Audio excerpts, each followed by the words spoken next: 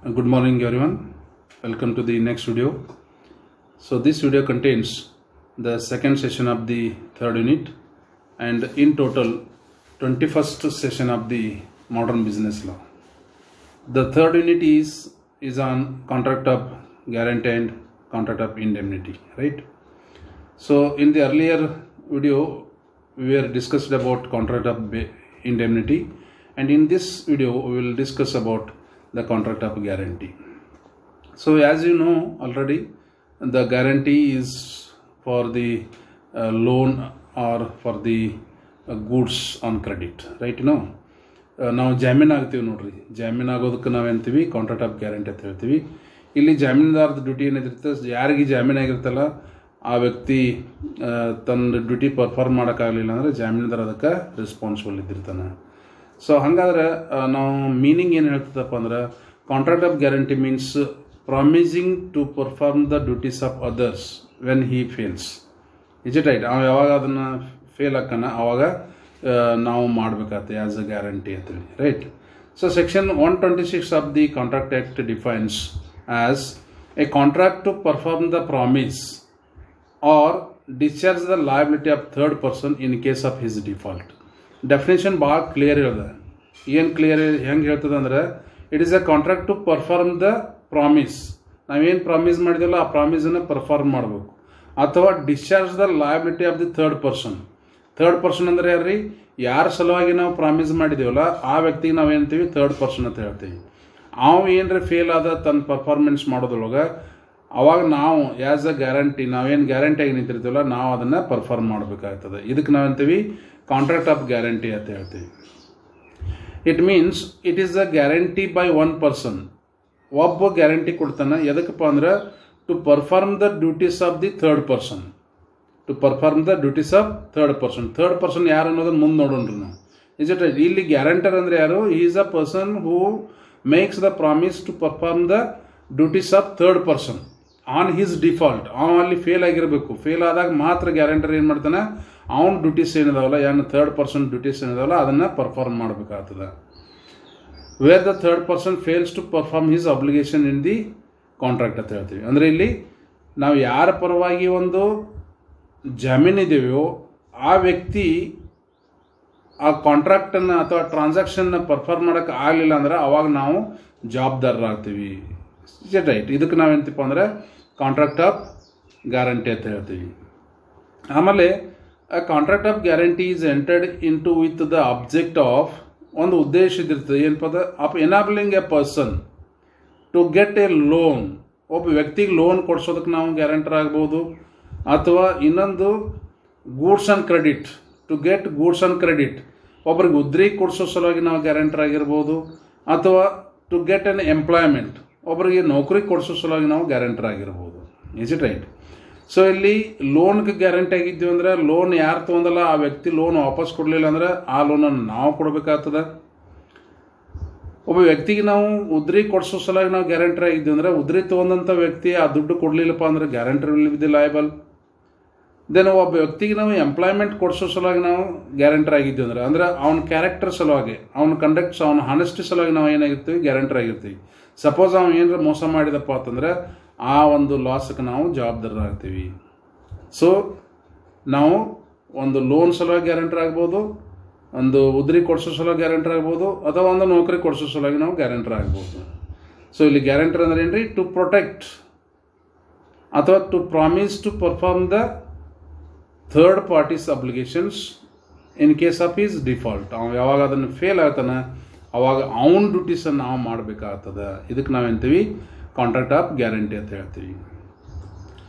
ಇಲ್ಲಿ ನಿಮ್ಗೆ 2 marks question ಕೇಳ್ಬೋದು, 5 ಮಾರ್ಕ್ಸ್ ಕ್ವಶನ್ ಕೇಳ್ಬೋದು. ಸೊ ನೆಕ್ಸ್ಟ್ ನಾವು ಏನು ನೋಡೋಣ್ರಿ ಅಂದ್ರೆ, the parties to the contract of guarantee. ಗ್ಯಾರಂಟಿದೊಳಗೆ ಯಾರ್ಯಾರು ಇದ್ದಿರ್ತಾರೆ? ಈಗ ಜನರಲ್ ಕಾಂಟ್ರಾಕ್ಟ್ದೊಳಗೆ ದೇರ್ ಶುಡ್ ಬಿ 2 ಪರ್ಸನ್ಸ್. ಅಲ್ಲಿ 2 ಜನ ಇದ್ದರೆ ಒಂದು ಅಗ್ರಿಮೆಂಟ್ ಮಾಡ್ಬೋದು, ಒಂದು ಕಾಂಟ್ರಾಕ್ಟ್ ಮಾಡ್ಬೋದು. ಒಬ್ಬ ಪ್ರಪೋಸರ, ಇನ್ನೊಬ್ಬ ಆಕ್ಸೆಪ್ಟರ. ಬಟ್ ಇಲ್ಲಿ ಹಂಗಿಲ್ಲ. ಇಲ್ಲಿ ಅಟ್ಲೀಸ್ಟ್ 3 ಜನ ಬೇಕು. First one is the guarantor or surety, then second one is the principal debtor, and third one is the creditor. ಇಲ್ಲಿ ಗ್ಯಾರಂಟರ್ ಇಸ್ ಅ ಜಾಮೀನುದಾರ ಅಂತ ಹೇಳ್ತೀವಿ ನಾವು. ದೆನ್ ಪ್ರಿನ್ಸಿಪಲ್ ಡೆಟರ್ ಅಂದರೆ ಸಾಲ ತೋರವ ಅಂತ ಹೇಳ್ತೀವಿ ನಾವು. ದೆನ್ ಕ್ರೆಡಿಟರ್ ಅಂದರೆ ಸಾಲ ಕೊಡವ ಅಂತ ಹೇಳ್ತೀವಿ. Is it right? ಈ 3 ಜನ ಇದ್ರೆ ಮಾತ್ರ ಒಂದು ಕಾಂಟ್ರಾಕ್ಟ್ ಆಫ್ ಗ್ಯಾರಂಟಿ ಆಗುತ್ತೆ, ಇಲ್ಲಾಂದರೆ ಕಾಂಟ್ರಾಕ್ಟ್ ಆಫ್ ಗ್ಯಾರಂಟಿ ಆಗೋದಿಲ್ಲ. Is it right? There is therefore a triangular relationship between them involving 3 separate contracts. ಈ ಕಾಂಟ್ರಾಕ್ಟ್ ಆಫ್ ಗ್ಯಾರಂಟಿದೊಳಗೆ 3 ಸಪ್ರೇಟ್ ಕಾಂಟ್ರಾಕ್ಟ್ಸ್ ಇದ್ದಿರ್ತಾವ, ಅವು ಇಂಪ್ಲಾಯ್ಡ್ ಇದ್ದಿರ್ತಾವ, ಅವು ಗೊತ್ತಾಗೋದಿಲ್ಲ. But there are 3 separate contracts in between these 3 persons. First one is in between the principal debtor and the creditor.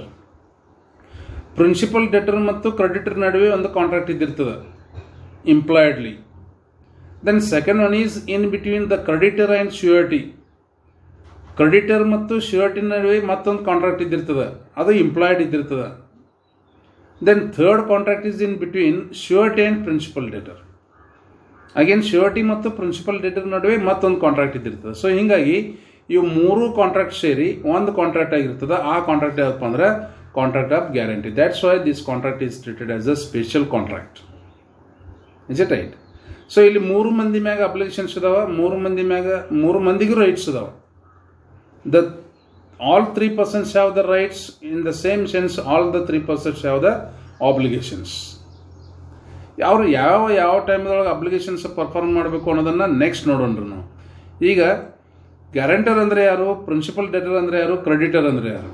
2 marks question ಕೇಳ್ಬೋದು. Who is the guarantor, who is the surety ಅಂತ ಕೇಳ್ಬೋದು, who is the principal debtor ಅಂತ ಕೇಳ್ಬೋದು, then who is the creditor ಅಂತ ಕೇಳ್ಬೋದು. ಇವಕ್ಕೆ 2 marks question ನಿಮ್ಗೆ ಕೇಳ್ಬೋದು. ಸೊ ಫಸ್ಟ್ ನಾವು ನೋಡೋಣ್ರಿ, ಗ್ಯಾರಂಟರ್ ಅಂದರೆ ಯಾರು, ಶ್ಯೂರಿಟಿ ಅಂದರೆ ಯಾರು ಅನ್ನೋದನ್ನು ನೋಡೋಣ್ರಿ. The guarantor is the person who promise to perform the duties of other, that is principal debtor, on default of the principal debtor. ಯಾರು ನಾವು ಗ್ಯಾರಂಟರ್ ಅಂತ ಹೇಳ್ತೇವೆ ರೀ? ಒಬ್ಬ ಪ್ರಿನ್ಸಿಪಲ್ ಡೆಟರ್ಸ್ನ ಡ್ಯೂಟೀಸನ್ನು ನಾವು ಪರ್ಫಾರ್ಮ್ ಮಾಡೋದಕ್ಕೆ ನಾವೇನು ಪ್ರಾಮಿಸ್ ಮಾಡ್ತೀವಲ್ಲ ನಮ್ಗೆ ಗ್ಯಾರಂಟರ್ ಅಂತ ಹೇಳ್ತೀವಿ. The person who promise to perform the duties or obligation of the principal debtor on default. Very important, on default. Suppose principal debtor ತೊಗೊಂಡಂಥ ದುಡ್ಡನ್ನು ವಾಪಸ್ ಕೊಡಕ್ಕೆ ಆಗಲಿಲ್ಲ ಅಂತಂದ್ರೆ ಆವಾಗ ಯಾರು the guarantor will liable to pay the debt amount. So next one is principal debtor. ಯಾರಿಗೆ principal debtor ಅಂತ ಹೇಳ್ತೀವಿ? ಸಾಲ ತಗೊಂಡು ನಾವು ಪ್ರಿನ್ಸಿಪಲ್ ಡೆಟರ್ ಅಂತ ನಾವು ಬರಿಬೋದು. ಸೊ ಆ ರೀತಿ ಬರೆಯೋಕ್ಕಿಂತನೂ ನಾವು ಹೆಂಗೆ ಬರೀಬೇಕಂದ್ರೆ the person in respect of whose default the guarantee is given.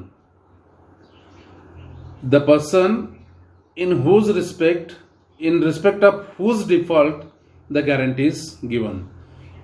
ಅಂದರೆ ಯಾರ ಸಲುವಾಗಿ ನಾವು ಗ್ಯಾರಂಟಿ ಕೊಟ್ಟಿದ್ದೀವೋ ಆ ವ್ಯಕ್ತಿಗೆ ನಾವು ಏನಂತೀವಿ? ಪ್ರಿನ್ಸಿಪಲ್ ಡೆಟರ್ ಅಂತ ಹೇಳ್ತೀವಿ.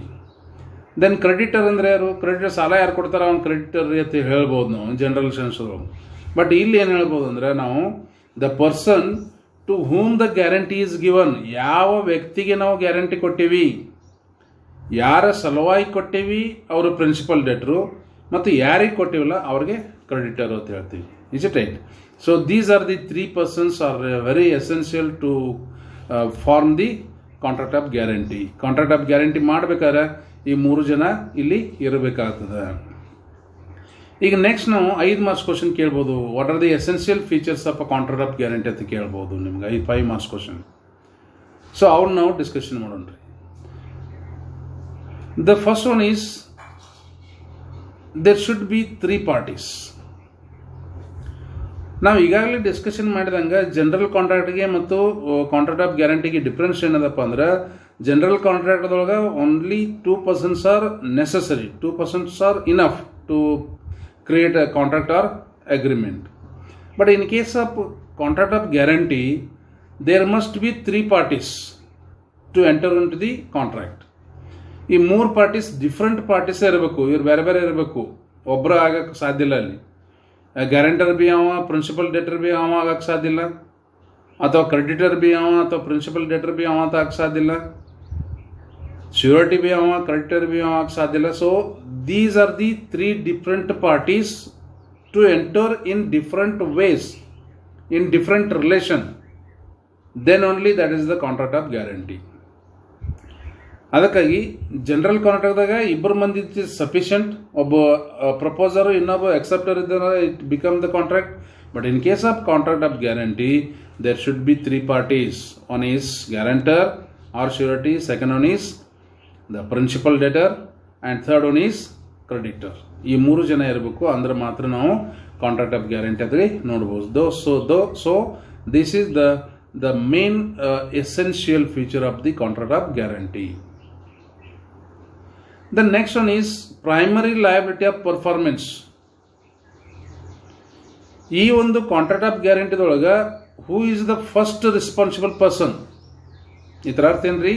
who is the first responsible, who has to perform his duties primarily, and what is the nature of liability of the surety? ನೀವು ಕ್ವಶನ್ ಕೇಳ್ಬೋದು, what is the nature of liability of surety ಕೇಳಿದಾಗ the nature of liability of surety is secondary, but primary liability of performance is always with the principal debtor. ಯಾವ ಸಾಲ ತೊಗೊಂಡಿರ್ತಲ್ಲ ಅವ ಅದನ್ನು pay ಮಾಡಬೇಕು. It is is primary duty. Then the liability of guarantor is secondary. Liability of guarantor is secondary ಅದಕ್ಕೆ ರೀ, on default of the principal debtor the guarantor will become the liable. ಅಲ್ಲಿವರೆಗೆ ಗ್ಯಾರಂಟರ್ಗೆ ಏನು ದಕ್ಕಿಲ್ಲ. ಎಲ್ಲಿವರೆಗೆ ರೀ? On default of the principal debtor. Principal debtor ಯಾವಾಗ default ಆಗ್ತವೆ? When he fails to perform his duties, means when he fails to repay the debt amount, then the guarantor has to repay it. ಅವಾಗ guarantor ಏನು ಮಾಡಬೇಕಾಗ್ತದೆ? ಅವನ ಬದಲಾಗಿ ಇವೇನು ಜಾಮೀನು ಆಗಿದನಲ್ಲ ಆ ದುಡ್ಡನ್ನು ಕ್ರೆಡಿಟರ್ ಕೊಡಬೇಕಾಗ್ತದೆ. So means the liability of guarantor starts after default of the principal debtor. Principal debtor default ಆದ ನಂತರ ಗ್ಯಾರಂಟರ್ ಡ್ಯೂಟಿ ಸ್ಟಾರ್ಟ್ ಆಗ್ತದೆ. ಅಲ್ಲಿವರೆಗೆ ಗ್ಯಾರಂಟರ್ ಈಸ್ ನಥಿಂಗ್, ಅವೇನು ಮಾಡೋದು ಅವಶ್ಯಕತೆ ಇಲ್ಲ. So that's why the nature of liability of guarantor is secondary, the nature of liability of principal debtor is primary. Primary liability ಯಾರ್ದ್ರಿ? Principal debtor. Then secondary liability is guarantor. Is it right? Then competent to contract, third essential feature of the contract of guarantee is competent to contract. No doubt every agreement, every contract should have the competent persons. Andre, for example, a minor is incapable person, incompetent person.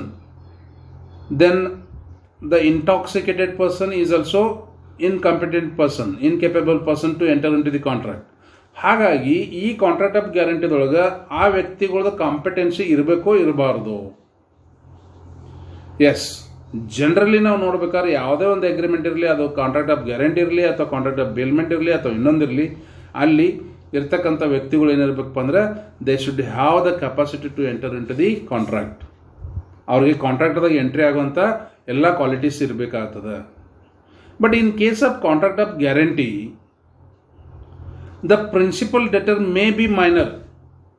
Principal debtor ಇಲ್ಲಿ minor ಆಗಿರಬಹುದು. Because minor is always protected by the law. So minor ಅಲ್ಲಿ ದುಡ್ಡು ತಗೊಂಡು ವಾಪಸ್ ಕೊಡಲಿಲ್ಲ ಅಂದ್ರೆ ಅವಂಗೆ ಯಾರು guarantor ಆಗಿರ್ತಲ್ಲ, he has to pay. But guarantor should be the competent person. The creditor should be the competent person. ಈ ಕ್ರೆಡಿಟರ್ ಮತ್ತು ಗ್ಯಾರಂಟರ್ ಏನಾದ್ರಲ್ಲ ಅವರು ಕಾಂಪಿಟೆಂಟ್ ಪರ್ಸನ್ ಆಗಿರಬೇಕು.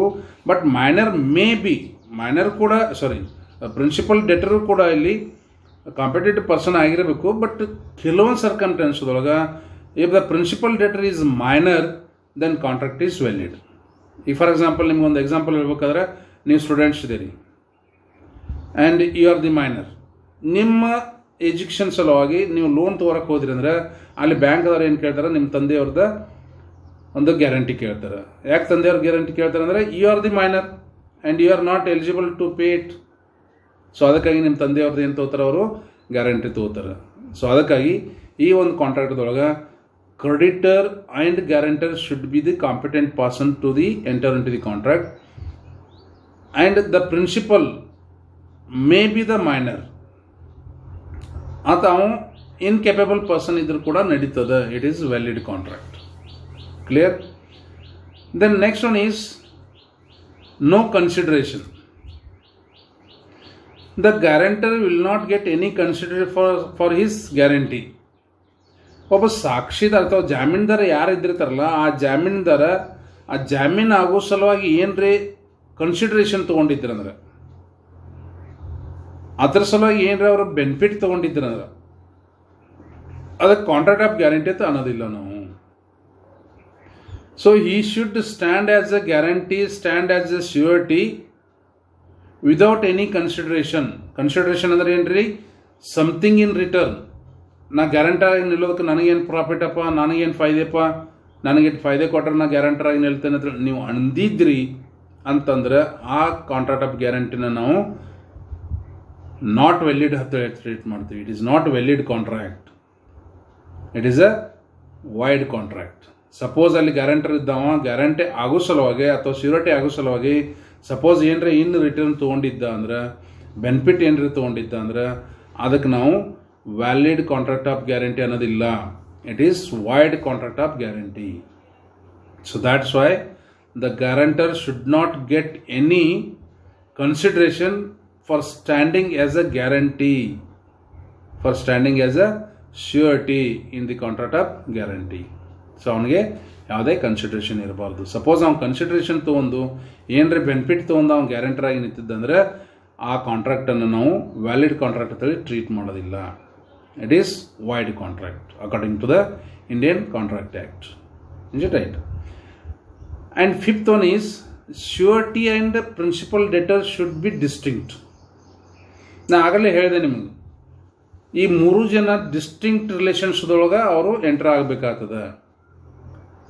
ಪ್ರಿನ್ಸಿಪಲ್ ಡೆಟರ್ ಬಿ ಅವ, ಶ್ಯೂರಿಟಿ ಬಿ ಅವ ಅಂದ್ರೆ ಅದಕ್ಕೆ ನಾವು ಕಾಂಟ್ರಾಕ್ಟ್ ಆಫ್ ಗ್ಯಾರಂಟಿ ಅನ್ನೋದಿಲ್ಲ. ಸೊ ಕಾಂಟ್ರಾಕ್ಟ್ ಆಫ್ ಗ್ಯಾರಂಟಿ ಅಂತೇಳಿ ನಾವು ಮೆನ್ಷನ್ ಮಾಡಬೇಕಾದ್ರೆ ಅಲ್ಲಿ ಶ್ಯೂರಿಟಿ ಸಪ್ರೇಟ್ ಇದಿರಬೇಕು, ಡಿಸ್ಟಿಂಕ್ಟ್ ಪರ್ಸನ್ ಇರಬೇಕು, ಮತ್ತು ಪ್ರಿನ್ಸಿಪಲ್ ಡೆಟರ್ ಕೂಡ ಡಿಸ್ಟಿಂಕ್ಟ್ ಪರ್ಸನ್ ಇರಬೇಕು. ಅವರಿಬ್ಬರು ಬೇರೆ ಬೇರೆ ವ್ಯಕ್ತಿಗಳಾಗಿರಬೇಕು ಮತ್ತು ಅವರಿಬ್ಬರು ಕಾಂಪಿಟೆಂಟ್ ಪರ್ಸನ್ಸ್ ಆಗಿರಬೇಕು. Is it right? ಅಂದಾಗ ಮಾತ್ರ ನಾವು ಕಾಂಟ್ರಾಕ್ಟ್ ಆಫ್ ಗ್ಯಾರಂಟಿ ಅಂತೇಳಿ ಟ್ರೀಟ್ ಮಾಡ್ತೀವಿ. ಸೊ ಕಾಂಟ್ರಾಕ್ಟ್ ಆಫ್ ಗ್ಯಾರಂಟಿ ಆಗಬೇಕಾದ್ರೆ there should be distinct person of surety and distinct person of principal debtor. ಅವರಿಬ್ಬರು ಬೇರೆ ಬೇರೆ ಆಗಿರಬೇಕು. ಒಬ್ಬ ಎರಡು ಪಾತ್ರನ ಮಾಡಿರಬಾರ್ದು. ಒಬ್ಬ ಎರಡು ಪಾತ್ರ ಮಾಡಿದ ಅಂದ್ರೆ ಅದಕ್ಕೆ ನಾವು ಕಾಂಟ್ರಾಕ್ಟ್ ಆಫ್ ಗ್ಯಾರಂಟಿ ಅಂತೇಳಿ ಅನ್ನೋದಿಲ್ಲ. So these are the essential features of contract of guarantee. ಇಲ್ಲಿ ನಿಮಗೆ ಪಕ್ಕಾ 5 ಮಾರ್ಕ್ಸ್ ಕ್ವಶನ್ ಕೇಳ್ಬೋದು. Explain the essential features of contract of guarantee. So ಹೀಗಾಗಿ ಇಲ್ಲಿ 5 ಪಾಯಿಂಟ್ಸ್ ಇದಾವೆ. 5 ಪಾಯಿಂಟ್ಸ್ ಹಾಕಿ ನೀವು ಬರೆದ್ರಂದ್ರೆ you will get 5 marks. So ಇನ್ನೊಮ್ಮೆ ಇದನ್ನು ರಿಕಾಲ್ ಮಾಡೋಣ್ರಿ. ಸ್ಟಾರ್ಟಿಂಗಿಂದ ನಾವು ಹಿಂದಿನ ವಿಡಿಯೋದಾಗ ಏನು ನೋಡಿದ್ವಿ? ಕಾಂಟ್ರಾಕ್ಟ್ ಆಫ್ ಬೇಲ್ಮೆಂಟ್ ನೋಡಿದ್ವಿ. ಸೊ ಕಾಂಟ್ರಾಕ್ಟ್ ಆಫ್ ಇಂಡೆಮ್ನಿಟಿ ನೋಡಿದ್ವಿ. ಈ ಕಾಂಟ್ರಾಕ್ಟ್ದೊಳಗೆ ಈ ಒಂದು ವಿಡಿಯೋದೊಳಗೆ ಕಾಂಟ್ರಾಕ್ಟ್ ಆಫ್ ಗ್ಯಾರಂಟಿ ನೋಡ್ತೀವಿ. ಕಾಂಟ್ರಾಕ್ಟ್ ಆಫ್ ಗ್ಯಾರಂಟಿ ಅಂದ್ರೆ ಏನ್ರಿ? Promise to perform the duties of third parties. Is it right?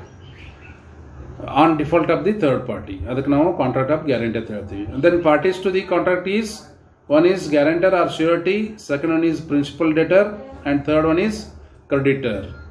ಆಮೇಲೆ ಇಲ್ಲಿ ಕಾಂಟ್ರಾಕ್ಟ್ ಆಫ್ ಗ್ಯಾರಂಟಿದೊಳಗೆ 3 ಸಪ್ರೇಟ್ ಕಾಂಟ್ರಾಕ್ಟ್ ಇದ್ದಿರ್ತವೆ, impliedly ಇದ್ದಿರ್ತವೆ. One in between principal debtor and creditor, and another one in between the creditor and surety, and third one is in between surety and principal debtor. Is it right? So ನಾವು ಈಗಾಗಲೇ ನೋಡಿದ್ವಿ guarantor ಅಂದರೆ ಯಾರು, principal debtor ಅಂದ್ರೆ creditor ಯಾರು ಅಂತ ನೋಡಿದ್ವಿ. Then in the essential features of contract of guarantee are, the first one is there should be 3 parties. ನಿಮ್ಗೆ ಈಗಾಗಲೇ ನಾವು ಡಿಸ್ಕಷನ್ ಮಾಡಿದ್ವಿ. And second one is primary liability of performance. ಯಾರು ಮೊದಲು ಮಾಡಬೇಕು? So always principal debtor. And third one is competent to contract. So ಅಲ್ಲಿ contract of ಗ್ಯಾರಂಟಿದೊಳಗೆ ಇರ್ತಕ್ಕಂಥ ವ್ಯಕ್ತಿಗಳು they should have competency to enter into the contract. They should have eligibility to enter into the contract. ನಾವು ಈಗಾಗಲೇ ನೋಡಿದ್ದೀವಿ contract of law of ಕಾಂಟ್ರಾಕ್ಟ್ದಾಗ ನೋಡಿದ್ವಿ ಯಾರ್ಯಾರು eligible ಇಲ್ಲ, ಯಾರ್ಯಾರು ಎಲಿಜಿಬಲ್ ಇದ್ದಾರೆ ಅನ್ನೋದನ್ನು ನೋಡಿವಿ. Is it right? ಸೊ ಇಲ್ಲಿ ಕಾಂಟ್ರಾಕ್ಟ್ದಾಗ ಸೇರುವಂಥವ್ರು 3 ಜನ ಕಾಂಪಿಟೆಂಟ್ ಇರಬೇಕು. ಬಟ್ ಕೆಲವೊಂದು ಟೈಮ್ದೊಳಗೆ ಪ್ರಿನ್ಸಿಪಲ್ ಡೆಟರ್ ಮೈನರ್ ಇದ್ದರೂ ಕೂಡ ಇದು ವ್ಯಾಲಿಡ್ ಮಾಡ್ತೀವಿ. Because minor is not always liable for the loss. Is it right? So next one is no consideration ಅಂತ ಹೇಳ್ತೀವಿ. ಸೊ ಗ್ಯಾರಂಟರ್ ಯಾರು ಆಗ್ತಾರಲ್ಲ, he should not get any benefit in return for standing as a guarantor or surety. Then next one is the surety and principal debtor should be distinct persons. ಅವರಿಬ್ರು ಬೇರೆ ಬೇರೆ ವ್ಯಕ್ತಿಗಳು ಆಗಿರಬೇಕು. ಅವರು ಒಬ್ಬರ ಆಗಿದ್ರು ಅಂದರೆ ಒಬ್ಬರೇ ಎರಡು ಪಾತ್ರ ಮಾಡಿದ್ರು ಅಂದ್ರೆ ಅದಕ್ಕೆ ನಾವು ಕಾಂಟ್ರಾಕ್ಟ್ ಆಫ್ ಗ್ಯಾರಂಟಿ ಅಂತೇಳಿ ಅನ್ನೋದಿಲ್ಲ. So this is about contract of guarantee. Next ವಿಡಿಯೋದೊಳಗೆ ನೆಕ್ಸ್ಟ್ ಇನ್ನೊಂದು ಚಾಪ್ಟರ್ ನೋಡೋಣ. Okay, thank you friends.